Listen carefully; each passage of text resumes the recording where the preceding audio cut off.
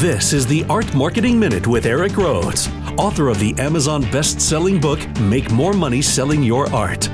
In the Marketing Minute, we answer your questions to help your art career. Brought to you by artmarketing.com, the place to go to learn more about marketing. Now, here's your host, Art Magazine publisher, Eric Rhodes. Thank you, Jim Kipping, and thank you for joining us today. I am here. My goal is to eliminate the idea of the starving artist. So let's get right to today's questions.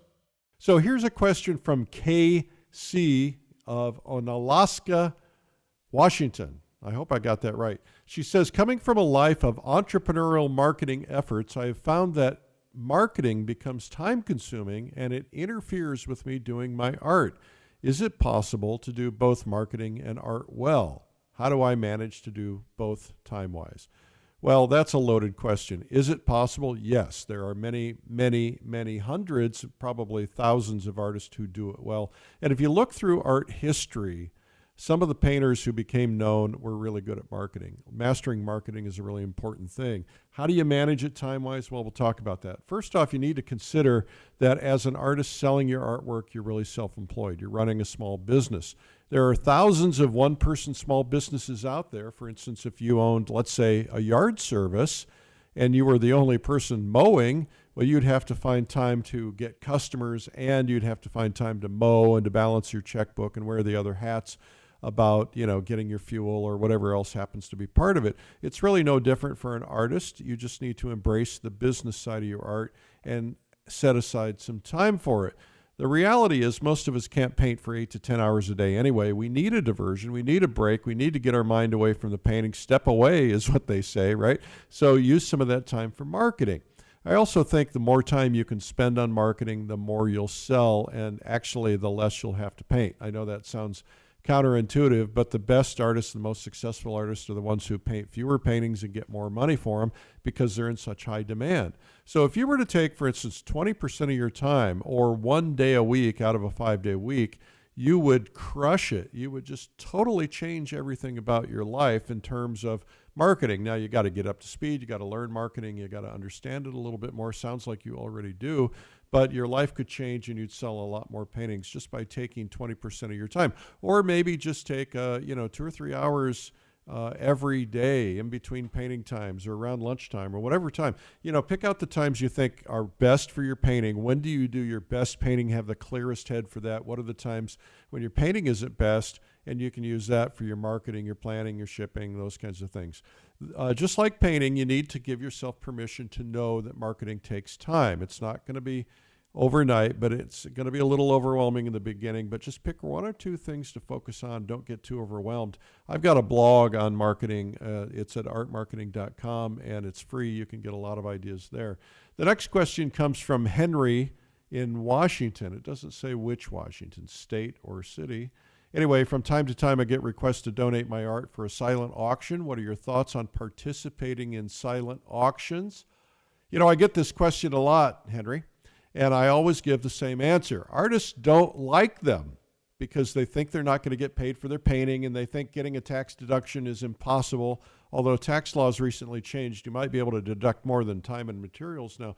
But consider it an advertising expense. Would you pay a lot of money to get in front of a lot of affluent people who could buy your paintings?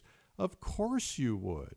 So consider this that opportunity. Now, you don't necessarily want to do every silent auction. You want to do the ones that have rich people or affluent people, people who can spend money, people who are going to spend money fighting over those prizes. But you don't just give up a painting. You always want to look for what can I get in return. So in my book, for instance, I talk about preeminence marketing and how to become preeminent. And to be preeminent means that you're going to be highlighted. You're going to have something special. So what I would do is I'd say something like this. You say, when they ask you, say, let's get on the phone. I want to talk about this. You say, listen, I'm going to give you a really expensive painting, a painting worth a couple $1,000s or maybe more. And it's probably going to be one of the best and most sought after prizes, but in exchange, I need you to do the following. Number 1, I want you to feature my painting on all of your advertising and marketing, postcards, website, etc., as one of the primary items in the silent auction. My painting and my photo needs to be the most prominent and needs to include my name and maybe the name of the painting, and say that it's one of the top prizes and it's valued at whatever the price happens to be we agree on. Secondly, your signage at the event needs to do the same thing. Number 3, I need admission to the event. Number 4, and of course you need admission so you can work the room. Number 4, I need access to the list of everybody who attended, or preferably even everybody who was invited, and I need the ability to contact those people. Now, if you're not going to let me do that, then I need to be able to put out a business card bowl, and we'll have a separate prize for another painting, and I'll collect the business cards and I'll contact them on my own, subtly and tastefully, of course. And since I'm giving you this valuable prize, I also need you to recognize me on stage. Just a simple introduction. We'd like our special guest, the artist who donated this top prize, your name, to stand up and give them a round of applause, kind of a thing, and maybe read a small paragraph about me so that makes sense. This is going to help me, because if I'm going to spend a couple hundred thousand, well, it could be, I suppose. If I'm going to spend a couple $1,000s worth of painting on you and frames and everything else, I need to get something in return. Now, what you want to think about, there's 500 wealthy people in that room. Would it be worth a $2,000 painting? You bet it would. Of course, you need an immediate plan to follow up with that list. You need a way to make sure that they get your marketing materials or get invited to your website or your studio. And you need to understand that one time of anything isn't the answer. So you want to do multiple charity events. And if you do that consistently, you become a local superstar.